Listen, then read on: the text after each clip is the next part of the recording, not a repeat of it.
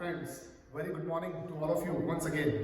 मैं doctor Dinesh Hans, associate professor in botany, SRK government PG college Rajsamand. Friends, last topic जो है वो रह गया था। अपन बात कर रहे हैं topic somaclonal variation. Somaclonal variation क्या है, डेफिनेशन, हिस्ट्री और advantages of somaclonal variation अपन कर चुके हैं। अब लास्ट टॉपिक इससे रिलेटेड है डिसएडवांटेजेस ऑफ, यानी कि इसके हानि क्या है, सोमा क्लोनल वेरिएशन की हानियां क्या है, वो हम थोड़ा सा डिस्कस करेंगे शॉर्ट वीडियो में। और उसके बाद ये टॉपिक खत्म होने के बाद तीसरा यूनिट का आधा पोर्शन कंप्लीट हो जाएगा। और इससे जो नीचे वाला पोर्शन है यूनिट का, थर्ड यूनिट, उसमें टॉपिक है protoplast, germplasm, protoplast isolation, culture and germplasm conservation. तो तीसरा यूनिट भी कंप्लीट हो जाएगा अपना। चौथे के कुछ पोर्शंस अपन कर चुके हैं, तो इस तरह से अपना सिलेबस लगभग अब कंप्लीशन की ओर है। तो फ्रेंड्स, बीएससी फाइनल ईयर के स्टूडेंट्स की मैं बात कर रहा हूँ। जिन्होंने नहीं देखा है वो वीडियो और टॉपिक और लेक्चर देख लें। लिंक में जाकर, डिस्क्रिप्शन में जाकर हंस सर के नाम से वीडियो चल रहा है। जो कुछ बच्चे लेट जुड़े हैं, जिनको नहीं मालूम है, जिनके कमेंट्स आ रहे हैं, वो जाए और उसमें देख लें। तो आज जो इंपॉर्टेंट टॉपिक अपन डिस्कस करेंगे वो है सोमा क्लोनल वेरिएशन। जो टॉपिक दिया है उसका लास्ट पार्ट ऑफ पोर्शन की disadvantages of somaclonal variation, यानी कि सोमा क्लोनल वेरिएशन के, सोमा क्लोनल जो वेरिएशंस है उसके हानि क्या है, उसके दुष्परिणाम क्या है। तो फ्रेंड्स, बात करें सिंपल कि disadvantages of somaclonal variation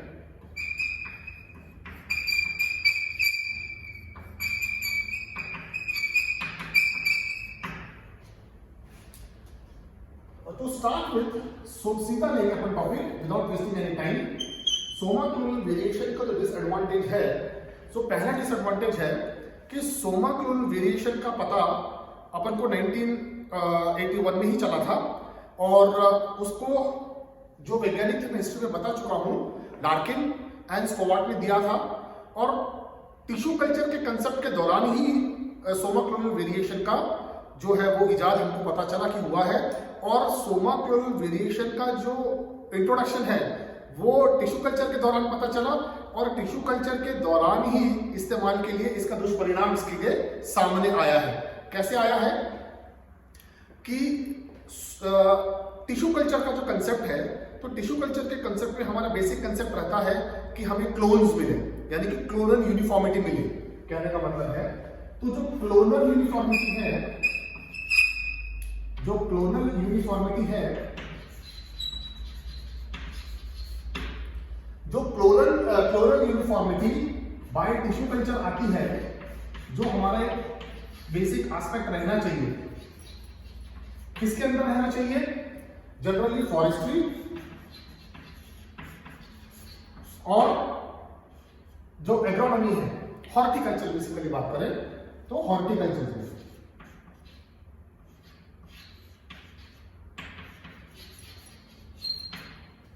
तो फॉरेस्ट्री और हॉर्टिकल्चर में जो बेसिक हमारा टारगेट रहता है कि टिश्यू कल्चर के द्वारा जो यूनिफॉर्म क्लोन्स, यानी क्लोन्स मिले हमको, genetically identical crops of plants मिले, तो वो जेनेटिकली आइडेंटिकल क्रॉप और प्लांट्स जो टिश्यू कल्चर से हमको फॉरेस्ट्री में और हॉर्टिकल्चर में चाहिए, वो क्लोनल यूनिफॉर्मिटी गेट डिस्टर्ब। सबसे पहला डिसएडवांटेज का निकला है सोमा क्लोनल वेरिएशन का, because of rapid division and change. Rapid division की वजह से फिजिकल और जेनेटिकल चेंजेस की वजह से जो वेरिएंट्स प्राप्त होते हैं, वो वेरिएंट्स जो बेसिक टारगेट होता है कि यूनिफॉर्मिटी रहे टिश्यू कल्चर से, तो क्लोनल यूनिफॉर्मिटी को डिस्टर्ब करता है। Clonal uniformity is disturb. तो सबसे पहला डिसएडवांटेज ये आता है। इसलिए हॉर्टिकल्चर और फॉरेस्ट्री क्रॉप्स में ये सोमा क्लोनल वेरिएशन एडवांटेजेस नहीं है। तो पहला डिसएडवांटेज क्या आया है कि टिश्यू कल्चर के द्वारा फॉरेस्ट और हॉर्टिकल्चर प्लांट्स का टिश्यू कल्चर करने के दौरान जो क्लोन्स मिलने चाहिए, यूनिफॉर्मिटी ऑफ क्लोन्स रहने चाहिए, वो नहीं मिलती है। और उसके स्थान पर clonal uniformity get disturbed clonal uniformity हमको मिलती है। ये सबसे पहला और जो खास है वो डिसएडवांटेज इसके अंदर है। अब इसके बाद जो दूसरा डिसएडवांटेज है, वो दूसरा डिसएडवांटेज है friends, we get undesirable result.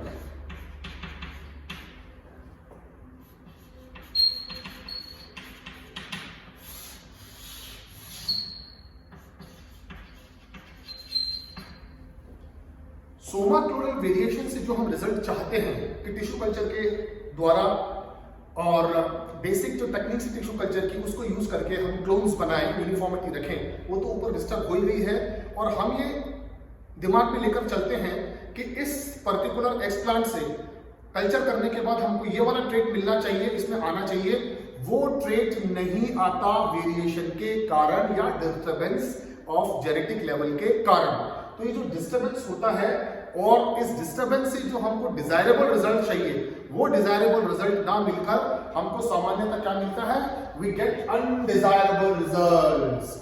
जो हमको चाहिए वो रिजल्ट्स ना मिलकर उससे अलग हटके, परे हटके जो हमको रिजल्ट्स मिले, अनडिजायरेबल है, जो हमको नहीं चाहिए, ऐसे रिजल्ट की प्राप्ति भी सोमा क्लोरल वेरिएशंस के द्वारा हमको मिलती है, जो इस सोमा क्लोरल वेरिएशन का दूसरा सबसे बड़ा डिसएडवांटेज देखा गया है।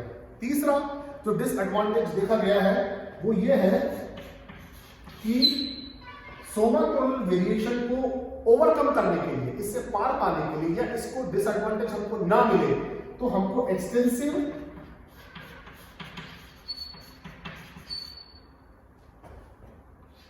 Field trials, extensive and extended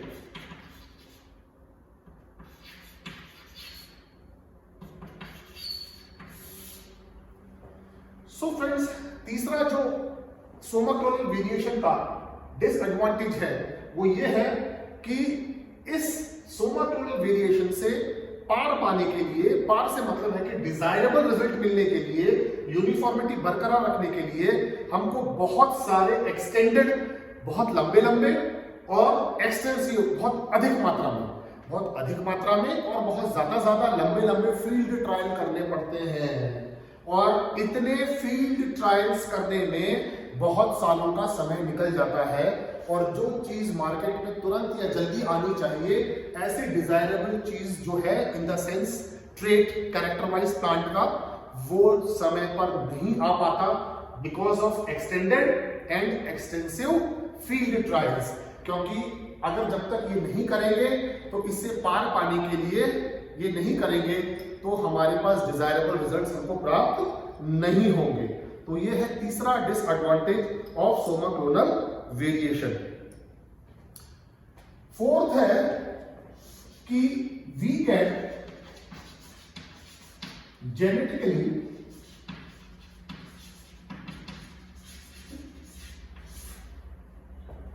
and random and genetically unstable traits।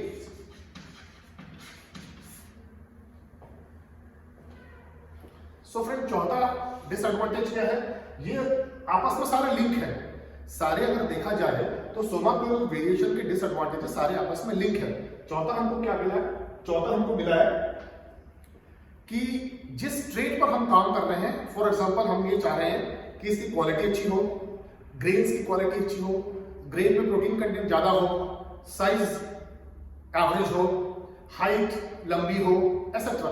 तो कोई भी कैरेक्टर या ट्रेट प्लांट का हम लेकर चलते हैं और वो ट्रेट हम पाना चाहते हैं, तो सोमा क्लोरल वेरिएशन क्या करता है, ऐसे ट्रेट को डेवलप कर देगा अपने आप ही। सोमा क्लोरल वेरिएशन जो तुरंत आता है, बहुत रैंडम है, और वो जेनेटिकली अनस्टेबल ट्रेट होता है। सबसे डिसएडवांटेज क्या निकलता है कि सोमा क्लोरल वेरिएशन से जो ट्रेट हम चाहते हैं वो ट्रेट नॉर्मल ना होके एक तो रैंडम निकल जाता है, तुरंत आता है, रैंडम मतलब तुरंत अपने आप ही, और रैंडम के अलावा वो जेनेटिकली अनस्टेबल होता है। और जो भी चीज जेनेटिकली अनस्टेबल होगी, वो जेनेटिकल अनस्टेबल चीज किसी भी रूप में हमारे लिए फायदेमंद और अच्छी नहीं है। तो फ्रेंड्स देखा जाए तो दिस इज द फोर्थ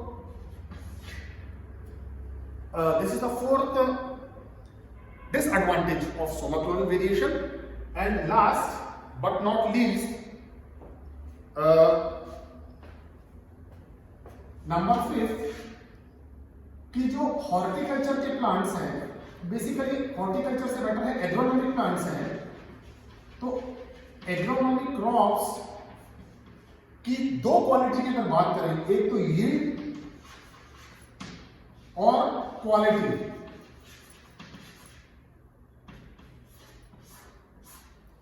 जो एग्रोनॉमिक क्रॉप्स हैं, एग्रोनॉमिक क्रॉप्स की दो क्वालिटी अपन देखें, एक तो यील्ड संबंधी बात करें हम कि यानी कि पैदावार ज्यादा होनी चाहिए, ग्रेन्स की पैदावार ज्यादा होनी चाहिए उन क्रॉप्स में, और इन टोटलिटी में भी अगर ऑर्नामेंटल की कुछ बात हो गई तो उनकी भी मतलब प्लांट्स की क्या है कि संख्या हमको ज्यादा मिलनी चाहिए किसी ना किसी। तो टोटलिटी इन यील्ड है, चाहे यील्ड ऑफ ग्रेन्स हो या यील्ड ऑफ फ्लावर हो या और कोई कैरेक्टर ट्रेट हो किसी में भी, वो जो यील्ड की बात हो रही है वो यील्ड और उसकी क्वालिटी जो है वो क्या होती है एग्रोनॉमिक क्रॉप्स की। एग्रोनॉमिक क्रॉप्स की यील्ड और क्वालिटी इज डिस्टर्ब। जो यील्ड हमको चाहिए ग्रेन्स की और जो प्लांट्स की यील्ड चाहिए प्लस उनकी जो क्वालिटी चाहिए, वो क्वालिटी सोमाक्लोनल वेरिएशन इफेक्ट करता है, उसको डिस्टर्ब करता है, और जो हमको चाहिए यील्ड बेसिकली एग्रोनॉमिक क्रॉप्स में हमको नहीं मिल पाता।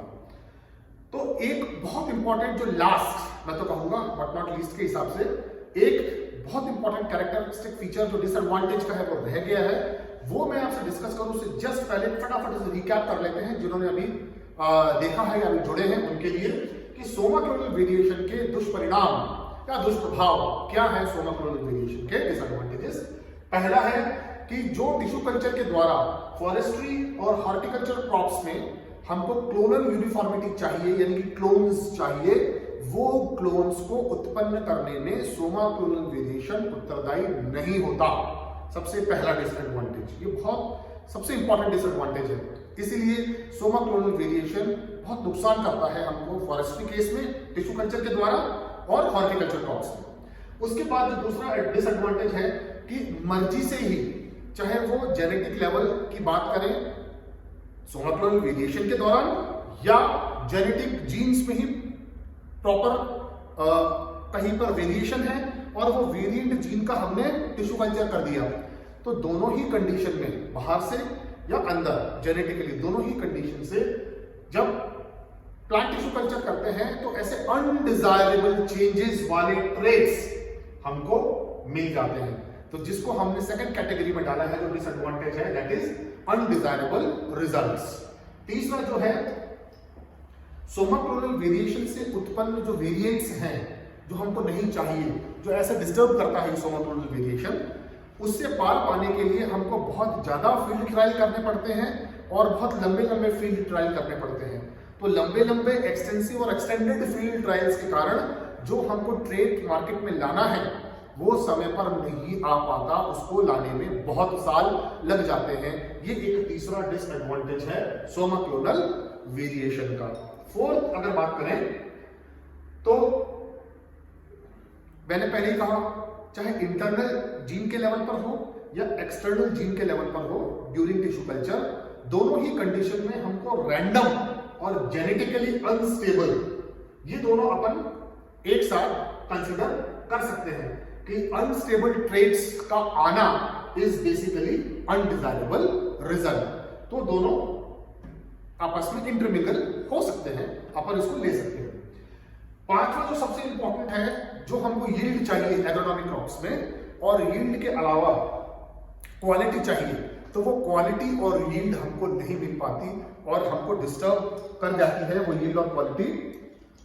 और लास्ट बट नॉट लीस्ट मैं कहूंगा नंबर 6, हमको वेरिएंट्स ऐसे मिलते हैं, वेरिएंट्स हमको ऐसे मिलते हैं जिनमें प्लियोट्रोपिक इफेक्ट देखने को मिलता है। तो ये सबसे बड़ा डिसएडवांटेज है जो मैं कहूंगा किसी भी कंडीशन के लिए सोमाक्लोनल वेरिएशन में। What is pleiotropic effect? Students के लिए मैं शेयर करना चाहूंगा प्लियोट्रॉपिक इफेक्ट क्या है। Friends, pleiotropic effect is basically वो इफेक्ट है, is that type of effect जिसमें एक जीन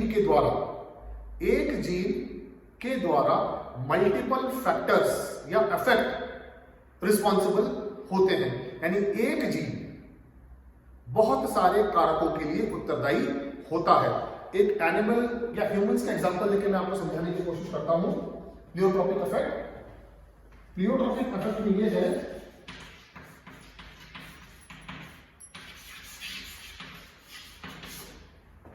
एक जीन है जिसका नाम है मार्फान जीन, MARFAN, मार्फान जीन है।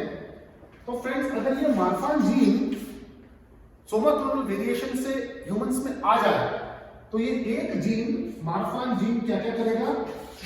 ये करेगा dislocation of lens in eye, dislocation of lens in eye. दूसरा ये करेगा एरोटा में डिस्टर्बेंस। जो ह्यूमन हार्ट के पास बड़ा सा वेन है, दैट इज एरोटा, वो एरोटा वेन में डिस्टर्बेंस करेगा। और तीसरा ये करेगा मार्फान जीन डिसलोकेशन ऑफ लेंस करेगा। इसके अलावा आई के अंदर एरोटा वेन में डिस्टर्बेंस करेगा। और मार्फान जीन एक ह्यूमन के फिंगर्स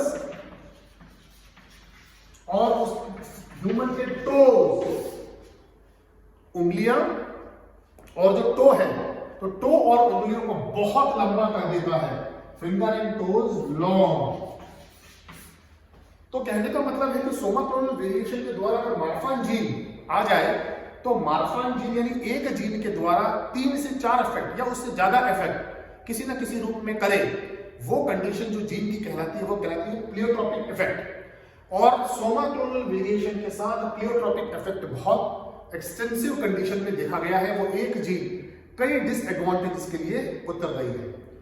सो फ्रेंड्स, ये एक शॉर्ट लेकिन वेरी वेरी इंपॉर्टेंट टॉपिक है जो किसी ना किसी रूप में आपको डेफिनेटली एग्जाम में पूछा जाता है। जनरली शॉर्ट में आएगा, फिर सिंगल क्वेश्चन के रूप में आएगा 3 मार्क्स वाले में कि डिसएडवांटेज ऑफ सोमाक्लोनल वेरिएशंस क्या है। तो आपको इस प्रकार पॉइंट्स ऑफ विद एग्जांपल समझाना है लिखकर, जो मैंने आपको बोला है। अभी भी इसमें दिक्कत है, फ्री टू कॉल, नहीं समझ आ रहा व्हाट्सएप कर दे, लिंक मैं इसका दे चुका हूं, व्हाट्सएप ग्रुप में भेज चुका हूं। फिर भी किसी का कुछ रह गया है मैं और वो मेरे से बात कर लें, पर्सनली फोन कर लें और आई विल बी अवेलेबल। अभी फिर भी कुछ समझ नहीं आ रहा, फ्री टू कॉल ऑलवेज। और friends, just back to back जो नया टॉपिक है प्रोटोप्लास्ट आइसोलेशन, प्रोटोप्लास्ट कल्चर, वो मैं शुरू करूंगा ताकि यूनिट अपना ये कंप्लीट हो जाए और we will be ending this particular syllabus very soon. Thank you friends.